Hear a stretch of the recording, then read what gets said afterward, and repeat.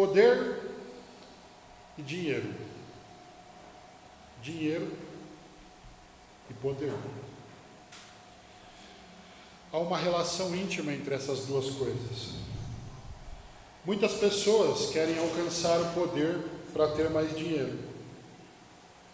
E muitas pessoas querem ganhar mais dinheiro para ter mais poder. Geralmente, quem ocupa uma posição mais alta receberá um salário maior. E com um salário maior, você pode comprar mais. Você pode adquirir mais. Você pode ter mais. A ambição alimenta a ganância. E a ganância alimenta também a ambição. Mas parece que a própria sabedoria popular já percebeu que tem um perigo aqui. Porque é muito comum nós ouvirmos pessoas dizerem que o poder corrompe o homem. Mas permita-me discordar desse pensamento aqui. Sabe por quê? Porque ainda no Éden, o Senhor concedeu poder ao homem. No mundo perfeito havia exercício de poder. Se nós lermos Gênesis 1:26, o texto diz o seguinte: E disse Deus, façamos o homem à nossa imagem, conforme nossa semelhança, domine ele sobre os peixes do mar, sobre as aves do céu, sobre o gado, sobre os animais selvagens e sobre todo animal rastejante. Ou seja, uma vez que o próprio Deus concedeu poder ao homem, e que, portanto, já havia poder no paraíso, o poder em si mesmo, ele não é algo inerentemente mau. E o dinheiro em si, ele também não é algo mau. Antes, a Bíblia vai nos dizer que por causa do nosso pecado e rebelião contra Deus, o pecado de nossos pais que nos representa, de Adão, esse pecado e essa maldade passaram a fazer parte de nós, passaram a habitar em nós e na nossa natureza. Por isso, eu tenho que discordar dessa frase, de que o poder corrompe o homem. Vou trocar? Obrigado. Segundo a Bíblia, é o homem que corrompe o poder. Porque o poder não é mau. O dinheiro não é mau. Somos nós que corrompemos o dinheiro. A maldade não está no dinheiro nem no poder, a maldade está em nós. Por causa da nossa natureza pecaminosa, nós não sabemos lidar sabiamente com grana e com status. Por quê? Porque nossa natureza caída tem o hábito de pegar essas coisas boas que Deus nos deu e nos dá,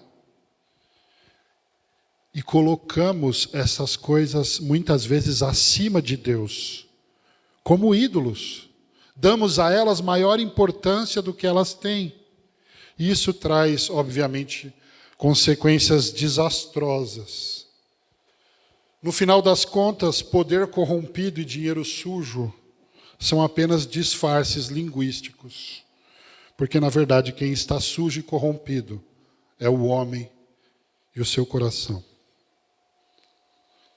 E Salomão, ele já tinha percebido o perigo dessa corrupção milênios atrás, ao perceber como as pessoas amam e como as pessoas confiam nas riquezas.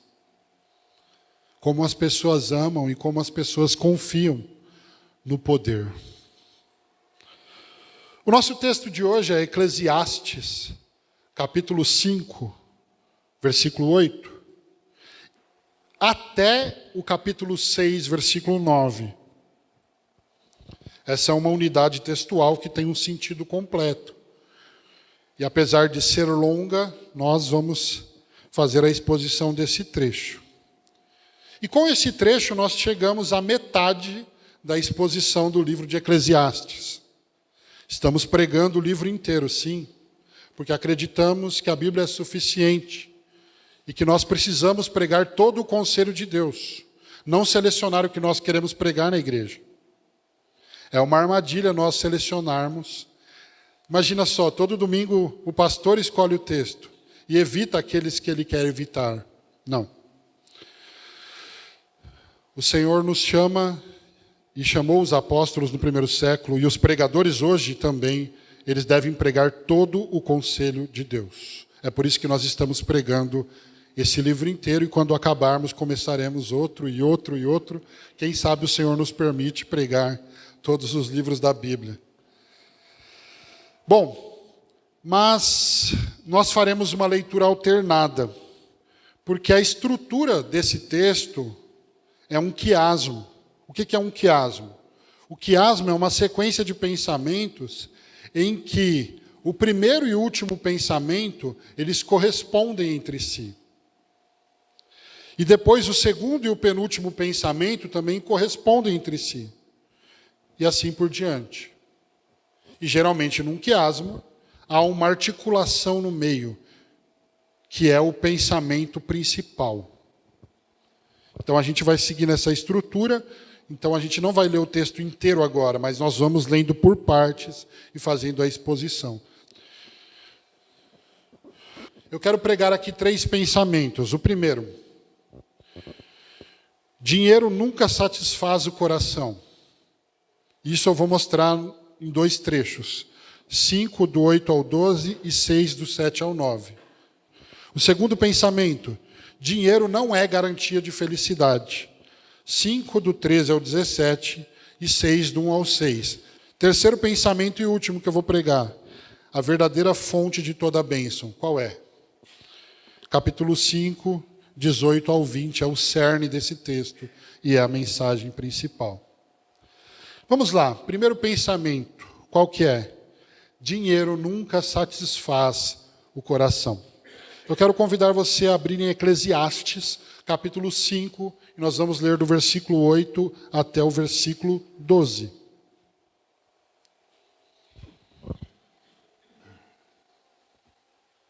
Eclesiastes 5, do 8 ao 12. O texto diz assim: se vires opressão de pobres e a perversão violenta do direito e da justiça em alguma província, não te surpreendas com isso, pois quem está em posição elevada tem um superior sobre ele, e sobre ambos há outros em posição mais elevada ainda. O proveito da terra é para todos, até o rei se serve do campo. Quem ama o dinheiro nunca terá o suficiente. Quem ama a riqueza nunca ficará satisfeito com o lucro. Isso também é ilusão. Quando os bens se multiplicam, multiplicam-se também os que os consomem. Que proveito tem o seu dono, a não ser contemplá-los com os olhos? O sono do trabalhador é doce, quer coma pouco, quer coma muito, mas a fartura do rico não o deixa dormir. Bom, irmãos, o pregador, ele começa esse trecho com uma instrução para aquele que contempla na realidade debaixo do sol desta vida a opressão dos pobres e a perversão do direito e da justiça. E qual é a instrução do sábio para pessoas que contemplam essas coisas? Você contempla essas coisas no Brasil? No Brasil não tem isso, né? Qual é a instrução do sábio? Não se surpreenda com isso. E por um lado, especialmente vivendo no Brasil, nós já não nos surpreendemos com tamanha corrupção. Com toda essa corrupção política que resulta na opressão do pobre e na falta de recursos para educação, saúde e segurança. Nós não nos surpreendemos mais com a lentidão, a burocracia, a impunidade, consequentes da perversão de um sistema de justiça, como o do Brasil, onde inocentes são sentenciados e condenados são inocentados. Por outro lado, parece que, ainda assim, a maldade humana sempre arruma uma forma diferente de nos surpreender, com níveis cada vez mais terríveis de impiedade e de crueldade. Mas por que essas coisas não devem ser motivo de surpresa? Diz o sábio: porque quem está em posição elevada tem um superior a ele, e sobre ambos há outro em posição mais elevada. E um possível significado para essa frase é: nesse sistema, quem está embaixo é oprimido por seus superiores. E então, ele precisa também, e ele oprime também os seus subordinados, que por sua vez também oprimem os seus subordinados, até que essa opressão chegue no pobre, que não tem ninguém para oprimir, ele vai oprimir os filhos e o cachorro. Não tem mais ninguém. Porém, é provável que o significado aqui é que em toda essa estrutura tenham pessoas que amam o poder e o dinheiro, sendo que cada uma delas, por isso, quer uma fatia do bolo. E para que essa engrenagem maligna funcione, um depende do outro para acobertar a corrupção sistêmica que existe. Então, sendo assim, os superiores vão sempre acobertando a corrupção daqueles que estão subordinados a ele. Eu não preciso explicar muito disso. Você vive no Brasil. Você já viu muito disso. E depois de expor essa cadeia de impiedade, o sábio diz um provérbio. Ele diz no versículo 9: o proveito da terra é para todos. Até o rei se serve do campo. A maioria dos teólogos tem dificuldade para interpretar esse texto. E existe muita divergência de qual seria o significado desse versículo 9. Mas, no meu entendimento, esse provérbio está dizendo que, uma vez que todos comem do fruto da terra, ninguém deveria usar a sua posição na sociedade somente em benefício próprio, mas em benefício de todos, em benefício do povo. Nesse ponto, vai surgir o comunismo, dizendo que o problema está no capitalismo, dizendo que o problema está nas estruturas de poder, e que, portanto, a solução ela é de ordem política e social. Mas não se engane, muito antes que houvesse pensamento comunista, o sábio Salomão, ele já tinha dito que esse problema é muito mais profundo. E esse é o problema do comunismo. Ele quer resolver algo espiritual como se fosse simplesmente um problema social e político. E, na verdade, não é. Esse problema é muito mais profundo. Tão profundo que ele chega nas raízes do coração humano. É um problema espiritual. Sabe qual é o verdadeiro problema? O problema é que o poder e o dinheiro receberam um trono que não lhes pertence. Os homens rejeitaram a Deus e entronizaram Mamon em seus corações. Só que eles nunca conseguem encontrar satisfação, nem no poder e nem no dinheiro. E aí o sábio, para demonstrar o que ele está dizendo, ele vai falar dessa insatisfação usando 3 provérbios. O primeiro provérbio, versículo 10. Quem ama o dinheiro nunca terá o suficiente. Quem ama a riqueza nunca ficará satisfeito com o lucro. A lógica é mais ou menos assim. Você trabalha, ganha dinheiro e sustenta o padrão de vida X. Mas aí, de repente, você está descontente e você quer ascender para o padrão de vida Y. E aí você finalmente chega no padrão de vida Y, mas aí então você começa a pensar no padrão de vida Z. E nesse processo o céu é o limite, porque sempre vai ter alguém numa condição melhor do que você. E sempre que você vê alguém com uma grama mais verde do que a tua, você vai almejar lugares mais altos e salários mais altos e por aí vai. Aliás, o marketing se aproveita muito desse vazio do nosso coração. Os algoritmos das redes sociais exploram essa insatisfação que existe no ser humano, fazendo a gente desejar coisas e comprar coisas que a gente não precisa. com o dinheiro que a gente não tem, para impressionar pessoas que a gente nem conhece. E quando nós não agimos com sabedoria, nós acabamos de fato sendo envolvidos por esse materialismo e consumismo. Criaram até a tal da Semana do Consumidor. Quantos e-mails você recebeu nessa semana? Eu cansei de apagar e-mail nesse dia, nessa semana, né? Uma das famílias famosas é a família Rockefeller, que conquistou uma fortuna através da indústria do petróleo. Sendo John Davison Rockefeller considerado o primeiro bilionário da história moderna. E uma vez perguntaram para o herdeiro dele, Nelson Rockefeller, quanto de dinheiro é necessário para ser feliz? A resposta dele é surpreendente. Um pouco mais. Um pouco mais. Ele não dá um valor, ele diz um pouco mais. E sempre vai ser um pouco mais. O fato é que quem ama o dinheiro nunca vai ficar satisfeito, mas sempre vai desejar um pouco mais. Tal pessoa nunca vai dizer, basta, eu já tenho o suficiente. O seu chefe te chama na sala dele, fala, olha, eu decidi te dar um aumento de 60%. E você fala, basta, eu não quero. Você não vai fazer isso, né? Você não vai dizer, não, o que eu tenho já é suficiente. Ninguém diz basta. E aí, nesse um pouco mais, as pessoas estão dispostas a fazer sacrifícios só para ter mais. E talvez esteja disposta a oprimir pessoas para ter mais.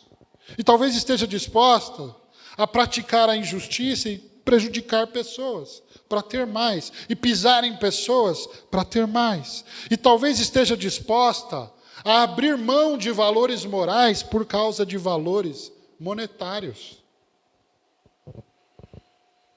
Esse é um verdadeiro poço de insatisfação.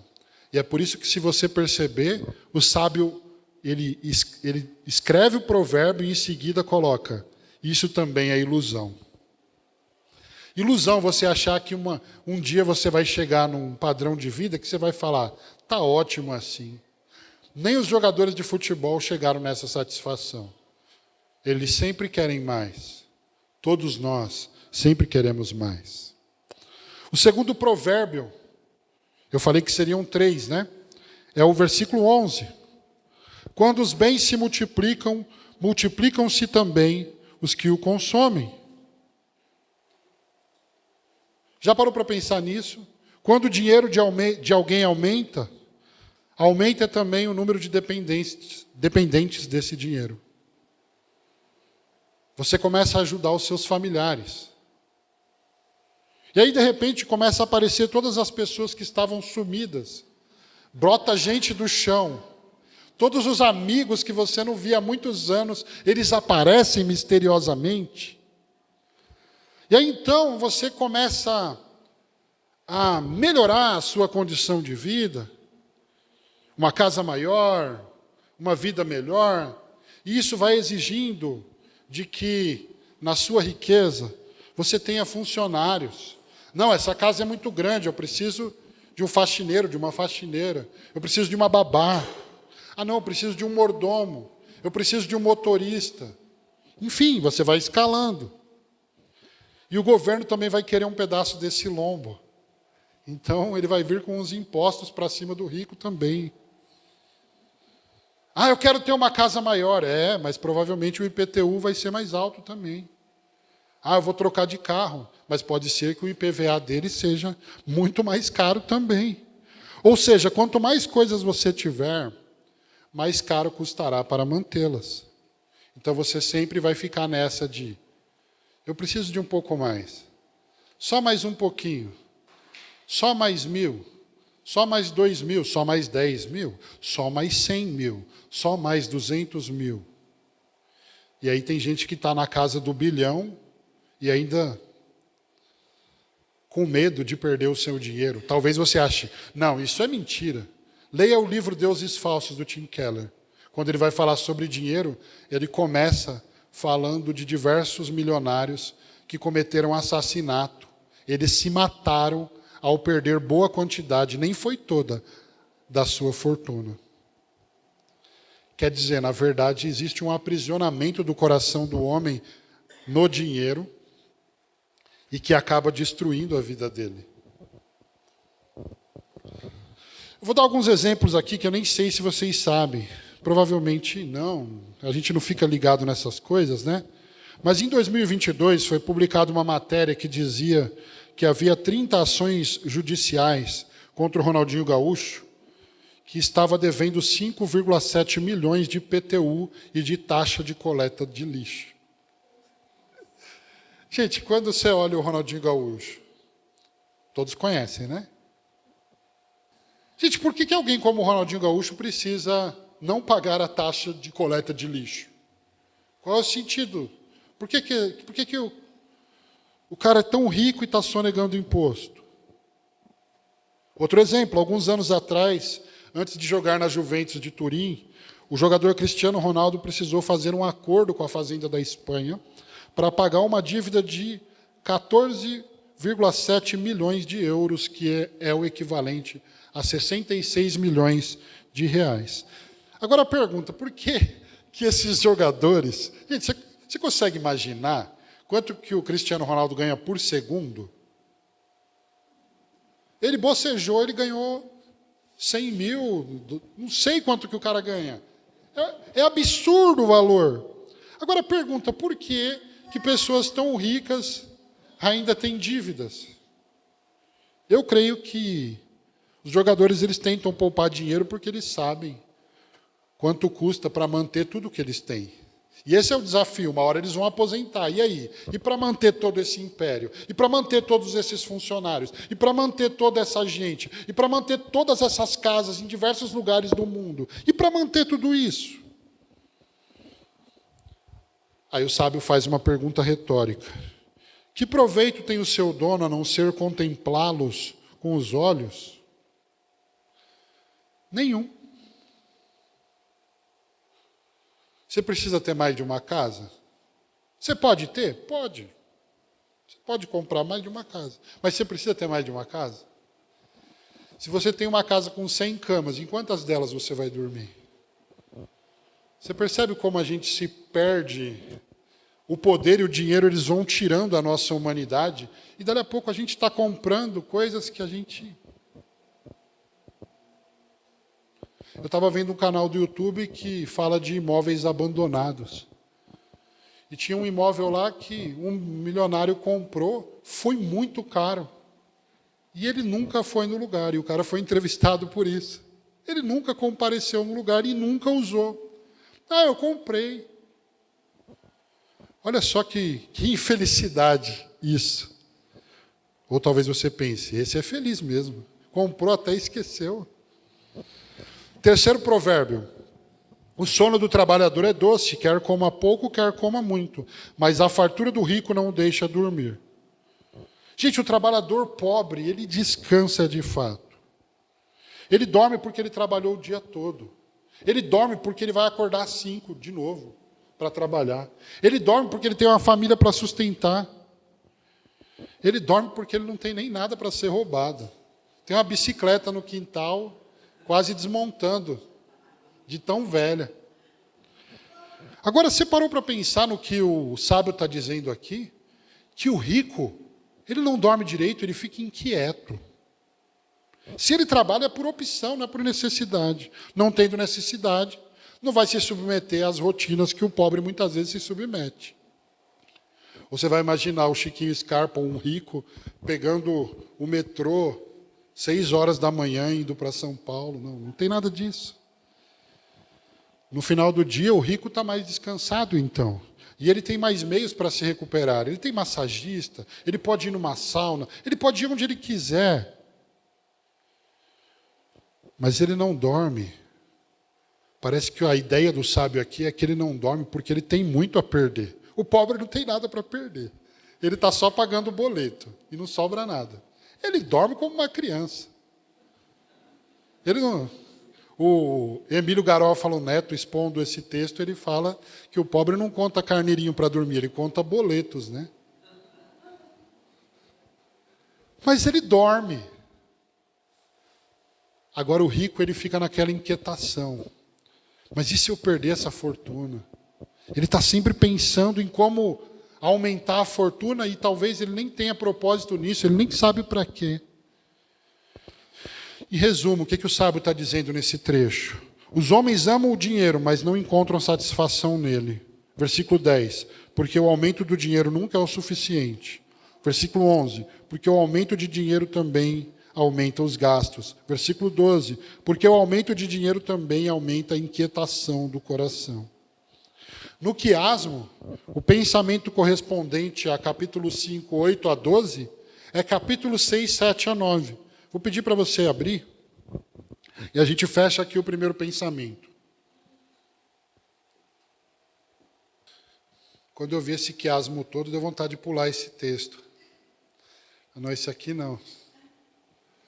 Não, mas se a gente crê que a Escritura toda é suficiente, inspirada por Deus, a gente tem que pregar ela toda. Então, o desafio é grande, mas a gente não pula. Eclesiastes 6, do 7 ao 9, diz assim: todo o trabalho do homem é para a sua boca, porém jamais satisfaz o seu apetite. Que vantagem tem o sábio sobre o tolo? Que vantagem tem o pobre em saber portar-se diante dos outros? Melhor é contentar-se com o que os olhos veem, do que ir atrás dos desejos. Isso também é ilusão e perseguir o vento. Então nós percebemos que assim como o seu pensamento correspondente, esse texto mostra também que o dinheiro não pode satisfazer o coração, o tema se repete. E que o contentamento é muito melhor do que a cobiça. Enquanto nós não nos contentarmos com o que nós temos, nós viveremos essa vida miserável de sempre achar que a nossa vida é ruim, porque a gente tem menos do que a gente queria. E essa busca, ela nunca será saciada. O dinheiro não satisfaz. Amar o dinheiro é uma grande tolice. O apóstolo Paulo vai dizer em 1 Timóteo 6,10, o amor ao dinheiro, tem gente que lê esse texto errado e fala, o dinheiro é a raiz de todos os males. Não. Lembra que eu falei no começo que o dinheiro não é mal? O amor ao dinheiro é a raiz de toda espécie de males. E por causa dessa cobiça, alguns se desviaram da fé e se torturaram com muitas dores. Outra coisa que a gente precisa dizer é que o amor ao dinheiro é pecado de idolatria. Jesus disse, ninguém pode servir a dois senhores, porque ou odiará a um e amará o outro, ou se dedicará a um e desprezará o outro. Não podeis servir a Deus e as riquezas. Não podeis servir a Deus e o dinheiro. Não podeis servir a Deus e a Mamon. E o que Jesus está dizendo aqui não é, eu não permito que vocês sirvam a dois senhores. O que ele está dizendo é impossível. Ou você serve um ou você serve o outro. Ou você serve a Deus e ama a Deus, ou você ama o dinheiro e serve o dinheiro. Quem é o seu Senhor? Irmãos, uma vez que nós ressuscitamos com Cristo para uma nova vida, amemos somente a Deus e não o dinheiro. E uma vez que nós somos salvos em Cristo Jesus, se é que você já foi, se você não foi, arrepende-te e crê no Evangelho hoje. Tenhamos um relacionamento melhor com as finanças. Ele morreu por nós não para a gente viver aí, achando que o limite do cartão de crédito é o valor que a gente ganha. O limite sempre vai ser maior. E aí está a grande armadilha. Você fala, mas isso é óbvio. É tão óbvio que a gente se afunda no cartão de crédito. Se arrependa e começa a viver num relacionamento melhor. O Espírito que habita em você, o poder que habita em você hoje, ele é mais poderoso do que as suas inclinações. Mas é lógico, você também trabalha na santificação, então se esforce para vencer essas inclinações, crendo que o Espírito pode te libertar dos desequilíbrios financeiros. Para de gastar mais do que ganha, para de estourar o cartão de crédito, de comprar o que não precisa, do além do necessário. o dinheiro não vai trazer satisfação. Vamos para o segundo pensamento. Dinheiro não é garantia de felicidade. Tem um ditado que diz assim: dinheiro não traz felicidade. E aí, com o tempo, o pessoal adicionou: então me dê o seu e seja feliz. Brincadeiras à parte, além de não trazer felicidade, Salomão, o sábio, ele vai mostrar que o dinheiro pode trazer o contrário, infelicidade. Vamos ler o texto? Segunda parte da estrutura do quiasmo aqui. É Eclesiastes 5, do 13 ao 17. O segundo pensamento, que também vai se espelhar em outro texto que já já a gente vai ler. Vamos ler? Há um grande mal que vi debaixo do sol, riquezas que foram guardadas por seu dono para a sua própria infelicidade. Se as riquezas dele se perderem no infortúnio, não deixará nada para o filho que lhe nascer. Como saiu nu do ventre da sua mãe, assim também se irá. Não terá nada para levar de todo o seu trabalho. Isso também é um grande mal. Assim como o homem vem, assim ele vai. E que proveito terá por ter trabalhado para o vento e por haver passado todos os seus dias nas trevas, com tantos sofrimentos, doenças e aborrecimento? Então o sábio agora ele observa um grande mal neste mundo. E ele diz: riquezas acumuladas para a própria infelicidade. Sim, eu disse infelicidade. E aqui eu trago alguns exemplos baseados nesse texto, porque a gente não pode mais demorar tanto em cada trecho. Mas olha só, tudo isso está escrito nesse texto, tá? Infelicidade, porque as riquezas podem ser perdidas. Infelicidade, porque se forem perdidas, não haverá herança para os filhos. Infelicidade, porque se não forem perdidas, mesmo que não sejam perdidas, elas não podem ser levadas deste mundo por aqueles que a possuem. Infelicidade, pois tantas riquezas não são capazes de evitar sofrimentos, doenças e desventuras dessa vida. Infelicidade, porque muitas vezes as riquezas elas custaram muito trabalho, mas a pessoa que a possui não consegue desfrutar, ela continua infeliz. Como casos que a gente vê. Aquele caso do rapaz que se matou dentro da Lamborghini. Infelicidade, porque um dia, querendo você ou não, qualquer coisa que você tenha acumulado nesta terra será separado de você. Será perdida. Não vai ficar na sua mão para sempre. Existem pessoas que são tão milionárias quanto infelizes. E há pessoas que ficam completamente desnorteadas quando perdem os seus bens. Vou trazer alguns exemplos aqui. Imagina quem juntou um bom dinheiro no Brasil até 1990, quando o Fernando Collor, através do plano Collor, esvaziou as poupanças dos brasileiros. Eu tinha 2 aninhos. Mas rapelaram a conta do meu pai também. Imagina quem estava seguro, com os cifrões na poupança e feliz. Não, alma, come, bebe e folga. Olha o tanto de dinheiro que eu tenho, de repente não tem nada na conta. Outro exemplo. Todo mundo aqui conhece o boxeador Mike Tyson, certo? Ele teve mais de 100 carros de luxo. Gente, Mike Tyson, ele tinha tigres em casa. É meio estranho, né? Mas ele tinha tigres em casa. Banheiras de ouro. Em 2003, ele declarou a falência. Gente, se o Mike Tyson conseguiu falir, não se subestime. Você consegue também. Quão infeliz é aquele que coloca a sua vida e a sua esperança na incerteza das riquezas. É uma grande tolice confiar em riquezas, porque elas vêm, mas elas também vão. E vão de formas que você menos espera. De repente, uma enfermidade. De repente, você está gastando tudo para o tratamento de um câncer. A vida é imprevisível. Nós não temos o controle da situação. Lembra Eclesiastes 3, quando eu preguei aqui? O Deus que controla os tempos e as estações. Você pode perder tudo da noite para o dia.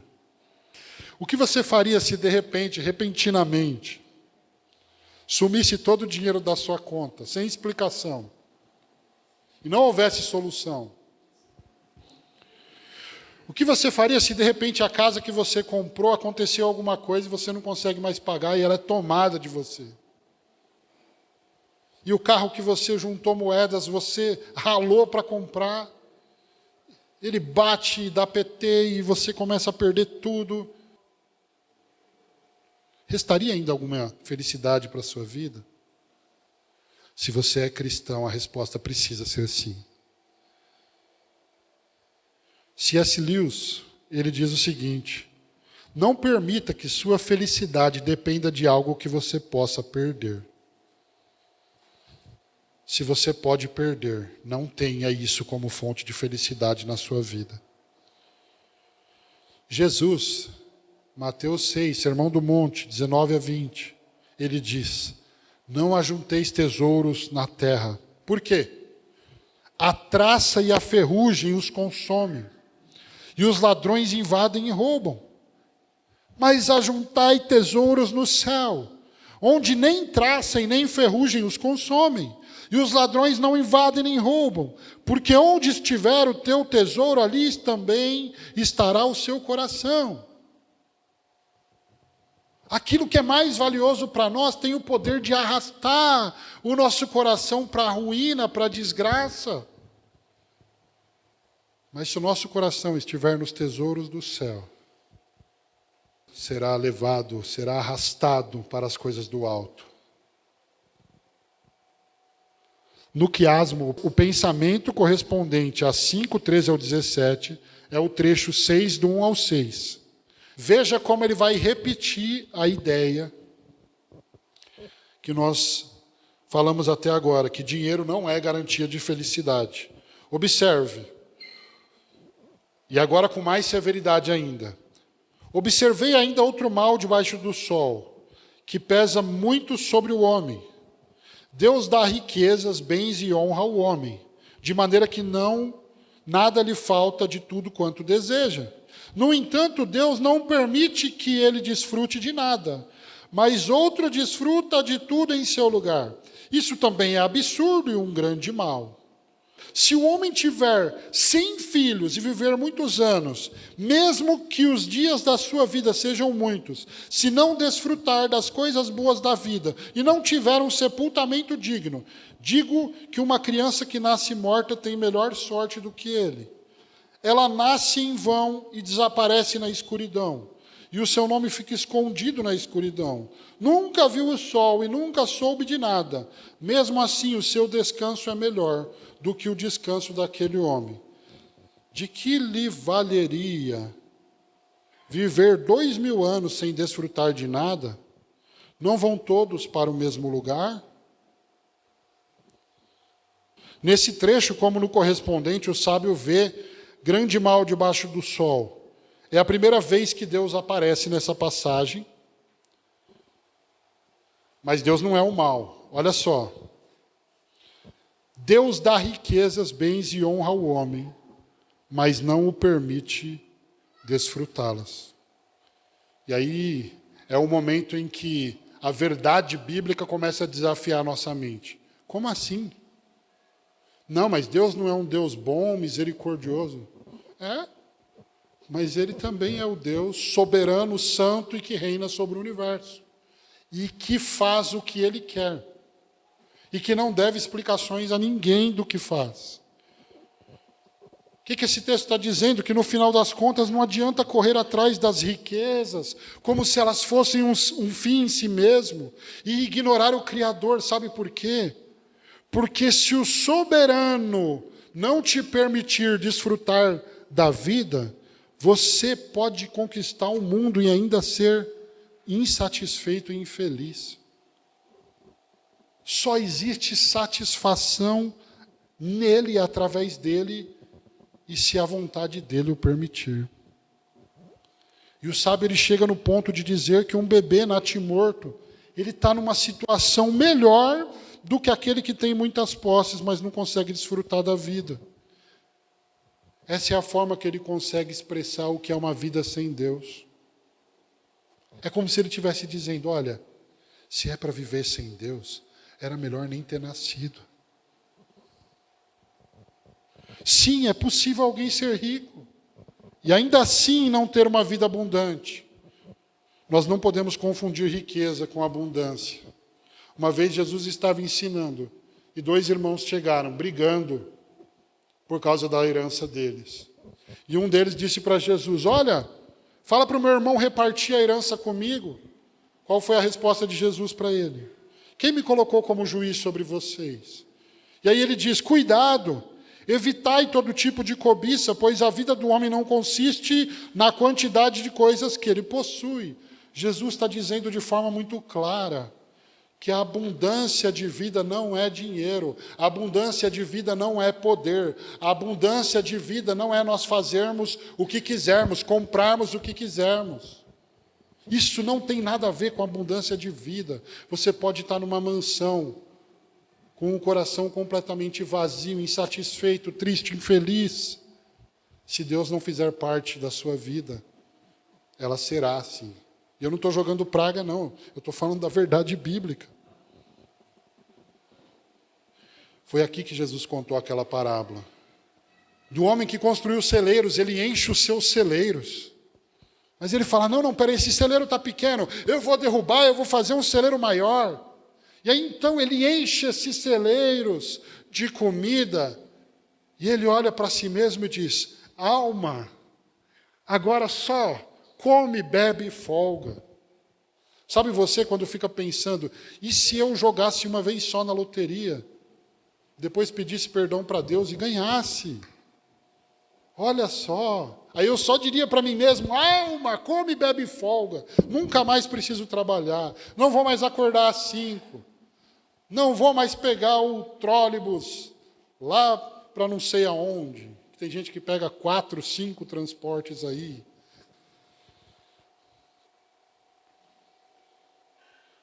Aí Jesus diz, louco, essa noite pedirão a tua alma.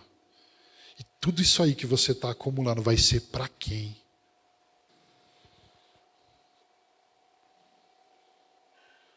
Será que o seu dinheiro pode livrar você do inferno? Será que o seu dinheiro pode livrar você da condenação? Às vezes a gente age como se o nosso dinheiro pudesse nos livrar. Mas ele não tem esse poder. De que adianta o homem ganhar o mundo inteiro e perder a sua alma? Terceiro e último pensamento. Lembra que eu falei que o primeiro pensamento ele tem um correspondente, o segundo tem um correspondente e tem um pensamento que é uma articulação no meio. Esse é o pensamento principal e essa é a conclusão e o clímax do texto. Vamos ler Eclesiastes 5, 18 ao 20. Olha o que diz Salomão. Aqui está o que concluí. O bom e agradável na vida é comer e beber, desfrutar o resultado de todo o seu duro trabalho debaixo do sol, todos os dias da vida que Deus lhe deu. Essa é a sua recompensa. E quanto ao homem a quem Deus deu riquezas e bens e capacidade para desfrutá-las, receba a sua parte e alegre-se com o seu trabalho. Isso é um presente de Deus, pois não se lembrará muito dos breves dias da vida, porque Deus lhe enche o coração de alegria. E é a 4ª vez que Salomão fala isso no livro. Em 2:24, 3:13, 3:22 e agora em 5:18. E já adianto para você que ele ainda vai falar umas 2 ou 3 vezes. Por que ele está repetindo tanto isso? Ele quer chamar a nossa atenção para isso. É porque ou a nossa vida está cheia de passado, e a gente não consegue viver o presente, e a gente cai na depressão, ou a nossa vida está com tanto futuro, e a gente está cheio de ansiedade. Mas Salomão, insistentemente, ele vem dizer, sabe o que a gente está perdendo? O presente. E o presente é um presente de Deus, é o que ele está dizendo no texto. E é interessante que, apesar de toda a passagem até agora não falar a respeito de Deus, somente quando, enfim, Deus não permite que a pessoa usufrua de toda a riqueza que tem, que eu citei, só teve essa menção a Deus até agora. Deus agora é mencionado 4 vezes nesse trecho. E eu vou mostrar para você quais são as 4 menções, para a gente encerrar esse sermão. Versículo 18 fala, a vida que Deus lhe deu. O que o sábio está dizendo? Que é Deus quem doa graciosamente a vida para cada um de nós. A vida é um presente de Deus. Segundo, versículo 19. Deus deu riquezas, bens e capacidade de desfrutá-los. O que o sábio está dizendo? Que Ele é o Deus que nos dá tudo o que temos. E é somente Ele e nele que nós somos capazes de desfrutar de alguma coisa. Porque se Ele estiver fora da jogada, não tem desfrute. Tem insatisfação e tem infelicidade. O desfrute da vida e de tudo que você tem só acontece em Deus. Só acontece na perspectiva em que você olha, como nós temos dito, acima do sol, acima dessa realidade que nós vemos e pensamos, existe um Deus e é Ele que está me fazendo respirar, é Ele que está me permitindo respirar, é Ele que está me dando de presente cada abrir dos olhos a cada manhã. Terceiro, versículo 19b. Isso é um presente de Deus, é a terceira menção. O que não conseguimos por nossas forças. Olha só, a gente passa uma vida inteira trabalhando, e sim, nós fomos criados para o trabalho. Mas não pense que trabalhando você vai chegar onde você quiser chegar simplesmente. Porque Deus é um fator o Deus soberano é um fator, e na verdade Ele é o principal fator, que nós não podemos ignorar. Tudo que nós não conseguimos conquistar, toda a satisfação e a alegria que nós não conseguimos conquistar pelas nossas forças e pelo nosso trabalho, Deus nos dá pela sua graça. Graça é favor imerecido. Talvez você olhe para tudo que você tem e pense, eu trabalhei, eu conquistei, mas se Deus não tivesse te dado força para trabalhar, você não tinha conquistado nada. Se Deus não tivesse te dado inteligência para trabalhar, você não tinha conquistado nada. Porque dele, por ele e para ele são todas as coisas, para todos sempre. Amém. É a graça de Deus. Cada batida do nosso coração é imerecida. É a graça de Deus. É a graça de Deus. É a graça de Deus. Mais uma semana, mais um dia, pela graça de Deus. Mais uma semana, pela graça de Deus. Mais um mês de vida, pela graça de Deus. Mais um ano de vida, pela graça de Deus. E nenhum homem é capaz de acrescentar 5 minutos sequer à sua própria vida. É Deus quem detém o controle de todas as coisas. É o soberano que nos dá gratuitamente aquilo que a gente passa a vida toda buscando da forma errada. Ele nos dá gratuitamente. Versículo 20, a última menção de Deus. Deus lhe enche o coração de alegria. O que as pessoas estão buscando no poder e no dinheiro? Alegria. Mas o versículo 20 diz que toda satisfação, felicidade e alegria vem do Senhor. Então não adianta buscar no dinheiro, não adianta buscar no poder, está nele. não está fora de Jesus, está em Jesus, está no Senhor. Ele é o Deus soberano que doa abundantemente. Ele é a fonte de toda e qualquer bênção que eu e você podemos experimentar nessa vida. E a maior delas, Ele nos amou de tal maneira que Ele nos deu o Seu único Filho graciosamente. Nós estávamos mortos, perdidos, corrompidos e condenados. Enquanto o homem desejava ser Deus, Deus se fez homem para nos salvar. Enquanto nós desejávamos o poder, Ele se fez fraco e morreu numa cruz para que nós tivéssemos vida. Enquanto nós queríamos ser ricos, Ele se fez pobre para que por meio da sua pobreza nós fôssemos enriquecidos. E a pergunta é, para a gente encerrar o sermão, como nova criação, como lavados e remidos no sangue do Cordeiro, o que nós faremos diante dessa verdade? Em primeiro lugar, tenhamos contentamento em Deus. 1 Timóteo 6,7, Paulo diz, porque nós não trouxemos nada para este mundo, e daqui não poderemos levar nada. Por isso devemos estar satisfeitos. Gente, olha aqui, você é cristão? Se você não é, arrepende-te e creia no Evangelho. Se você é, presta atenção nisso. Devemos estar satisfeitos se tivermos alimento e roupa. Segundo o Evangelho, isso é riqueza. É o necessário que nós temos para viver. A gente não precisa de mais do que isso. E já foi cantado aqui, busquem em primeiro lugar o reino de Deus e a sua justiça. E todas essas coisas, quais? Uma casa na praia. Não!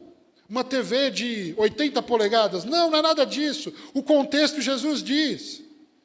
É comida, bebida e roupa, é o que a gente precisa. Quando nós buscamos Deus em primeiro lugar nas nossas vidas, quando Deus é a nossa prioridade, você também, segundo esse versículo, se torna a prioridade de Deus.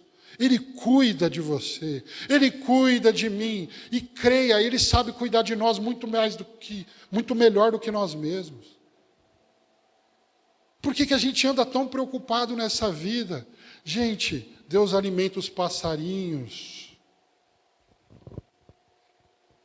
O passarinho está vivo, ele não está passando fome. Ele está cantando na nossa janela de manhã. Ele está alimentado. É Deus quem veste as flores. Esse é o melhor estilista que já existiu. Nem Salomão em toda a sua glória se vestiu como as flores. Aí Deus faz a gente olhar para o reino animal e vegetal e percebermos que Ele está cuidando deles. Espera aí, mas o versículo de Gênesis que nós lemos no começo, Deus deu o domínio ao homem sobre o reino animal e vegetal. O que Ele está querendo dizer? Entende? Se Ele está cuidando dos reinos que estão abaixo da gente, Ele também está cuidando da gente. Tem um lugar que Ele diz, vocês valem mais do que muitos passarinhos. Busquem primeiro o reino e a sua justiça, e todas essas coisas vos serão acrescentadas. Você está satisfeito com a vida que você tem? Você está satisfeito com o casamento que você tem? Você está satisfeito com a família que você tem hoje? Você está satisfeito com o salário que você tem? Você está satisfeito com o lugar onde você mora? Você tem agradecido ou você tem reclamado da sua condição atual? Tem um ditado que diz, nasci pelado, careca e sem dente, o que vier é lucro.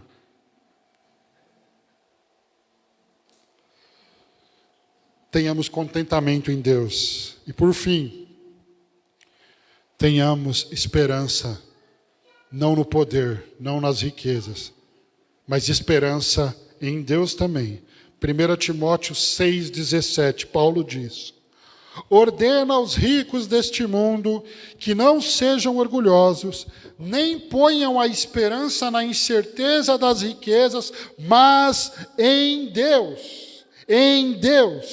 que nos concede amplamente todas as coisas para delas desfrutarmos. Olha o que Paulo está dizendo, gente. Fala para o pessoal que não é para colocar a esperança na incerteza das riquezas, mas em Deus.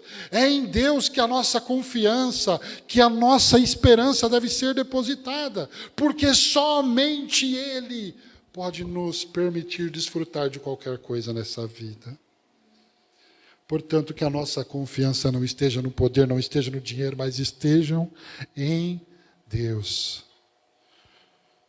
Somente assim nós desfrutaremos do fruto do nosso trabalho, como uma bênção da fonte de toda bênção. Toda bênção vem dele, porque ele é o verdadeiro Deus e doador de toda a vida, de toda alegria, fonte de todo prazer, paz que nós podemos experimentar.